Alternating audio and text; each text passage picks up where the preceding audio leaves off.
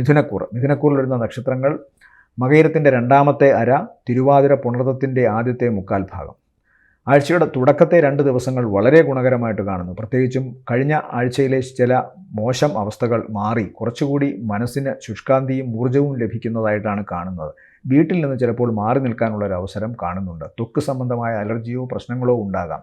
പുതിയ വാഹനം വാങ്ങുന്നതായി കാണുന്നു, അല്ലെങ്കിൽ പുതിയ വാഹനത്തിൽ സഞ്ചരിക്കുന്നതായിട്ടോ പഴയ വാഹനത്തിൻ്റെ അറ്റകുറ്റപ്പണികൾ മാറ്റുന്നതായിട്ടോ കാണുന്നു. മാതാവുമൊത്ത് സഞ്ചരിക്കുന്ന കാര്യത്തിലും വലിയ ദോഷമൊന്നും കാണുന്നില്ല. മാതാവിൻ്റെ ആരോഗ്യ സംബന്ധമായ കാര്യങ്ങളിൽ ആശ്വാസം കിട്ടുന്നതായി കാണുന്നു. യാത്ര ഗുണകരമായിട്ടാണ് കാണുന്നത്. പ്രത്യേകിച്ചും ഉപാസനാമൂർത്തിയുടെ അല്ലെങ്കിൽ കുടുംബ ഭരദേവതയുടെ അമ്പലത്തിലൊക്കെ പോകുന്നതായി കാണുന്നു സകുടുംബം. അതുകൊണ്ട് പൊതുവെ വീട്ടിലൊരു ഉല്ലാസവും മനസ്സിന് സന്തോഷവും ആശ്വാസവുമൊക്കെ ഉള്ള ഒരു വാരമാണ്.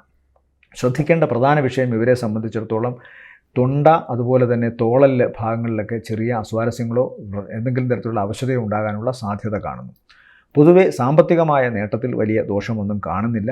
മാതാവിൻ്റെ ഭാഗത്തു നിന്നോ കുടുംബത്തിൽ നിന്നോ ഒക്കെ സാമ്പത്തികമായ നേട്ടമോ മറ്റു സഹകരണമോ ലഭിക്കുന്നതായി കാണുന്നു. ജോലി സംബന്ധമായ കാര്യങ്ങളിൽ ചില മേലധികാരികളുമായിട്ട് ചിലപ്പോൾ ചെറിയ തർക്കങ്ങളോ പ്രശ്നങ്ങളോ ഉണ്ടാകാനുള്ള സാധ്യതയുണ്ട്. അതുപോലെ തന്നെ കണ്ണിന് എന്തെങ്കിലും അസുഖം വരാനുള്ള സാധ്യതയോ അല്ലെങ്കിൽ പിതാവിന് ചെറിയ ശാരീരികമായ അവശത ഉണ്ടാകാനുള്ള സാധ്യതയോ കാണുന്നു. ജോലി സംബന്ധമായ കാര്യങ്ങളിൽ തങ്ങളുടെ ചില ഇഷ്ടങ്ങൾ ചിലപ്പോൾ മേലധികാരികൾക്ക് പിടിച്ചില്ല എന്ന് വരാം. അത്തരം ചില അഭിപ്രായ വ്യത്യാസങ്ങൾ ഉണ്ടാകാനുള്ള സാധ്യതയുണ്ട്. ഒടുവിൽ ഈ നക്ഷത്രക്കാർ തന്നെ ജോലി സംബന്ധമായ കാര്യങ്ങളിൽ അവരുടെ തീരുമാനങ്ങളിൽ വിജയം വരിക്കുകയും ചെയ്യും എന്നുള്ളതാണ് സത്യം. ഇവരെ സംബന്ധിച്ചിടത്തോളം ഈ ആഴ്ചയിലെ നല്ല ദിവസങ്ങൾ എന്ന് പറയുന്നത് 28, 29 താരതമ്യേന ഗുണമുള്ള ദിവസങ്ങളാണ്.